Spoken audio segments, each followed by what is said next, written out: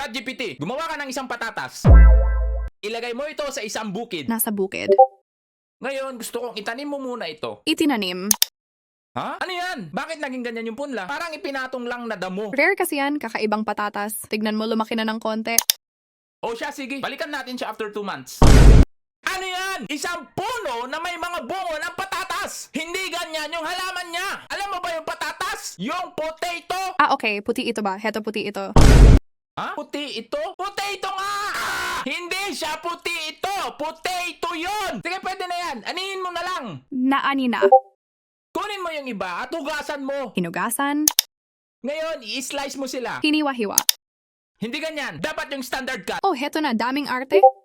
Mali! Standard cut nga eh. Yung pang fries. Ganito ba? Ngayon, ilagay mo yung mga na-slice sa isang mangkok na kahoy. Kahoy na mangkok. Saglit lang. Bakit may mga buo? Ang sabi ko, yung mga na-slice lang. Oh, okay na? Bakit may mga buo pa rin? Happy na? Yan! Tapos ilagay mo ito sa kumukulong mantika. Kumukulang mantika. Tapos, lagyan mo ng mga seasonings. Tsaka buksan mo na rin yung bintana. Medyo mausok. 4 seasons. Ha? Bakit kulay rainbow yung mga nilagay mo? Ay, mali ba? Sa tingin mo? Sige, gawan na lang natin ang paraan. Lutuin mo na lang na parang normal. Parang normal.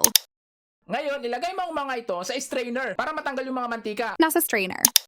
Pag wala ng mantika, ilagay mo na lang ito sa isang french fries paper bag. French fries paper bag. Good! Ngayon, gumawa ka ng 2 bata na nasa park. 2 bata. Tapos, ilagay mo sila sa school. Nasa eskwelahan. Pumunta sila sa mall Nasa mall. at pumasok sa loob. Nasa loob. Pumasok din sila sa isang fast food at nag-order. Anong pagkain binili nila? Rainbow french fries. French fries. Kumain na sila at unang sumubo yung lalaki. Lalaki. Pagkatapos nun, silang dalawa ay kumain na ng marami. Wow, yummy. Kinaumagahan ay bumalik sila dito para kumain ulit ng rainbow fries. Bumalik. Ngunit, out of stock na siya. Ubos na. Nalungkot yung 2 bata ng sobra. Nalungkot. Tapos lumabas sila at nagtalo. Ano? Naubusan lang ng fries, nagtalo agad? Hay nako, basta gawin mo na lang. Nagtalo. Sumunod na araw ay nagtatalo pa rin sila. Nagtatalo pa rin? Tapos nagalit sa isa't isa. Nagalit naman ngayon? High school na sila pero nagtatalo pa rin sila. Ang haba naman ng tampuhan nila? Kahit sa JS prom nila. JS prom. Pati sa college. Sa college. Sa kanilang graduation. Ang haba naman ng pagtatalo nila, wala bang katapusan? Malapit na, isa na lang. Tuloy pa rin ang tampuhan nila, pati sa kasal nila. Kasalan na, nagtatalo pa rin. Ganun talaga. Walang perpektong relasyon. Yun lang, walang forever pag ganyan. Hanggang isang araw, nagka-baby sila. Yeah, hey, may baby na, siguro bati na sila. Oo, natapos na rin ang kanilang tampuhan. Happy na sila?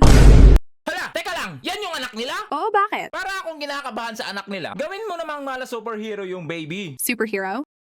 Naku naman, kilala ko yan eh. Tuloy mo na lang kasi yung kwento. O siya, sige, pwede na yan. Tapos may isang halimaw na sumalakay sa kanila. Halimaw. Roar! Mukha bang halimaw yan sa'yo? Oh, heto.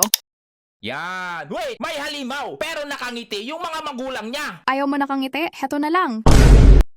Di dapat ganyan. Nakatawa oh. Gawin mo silang natatakot. Natatakot?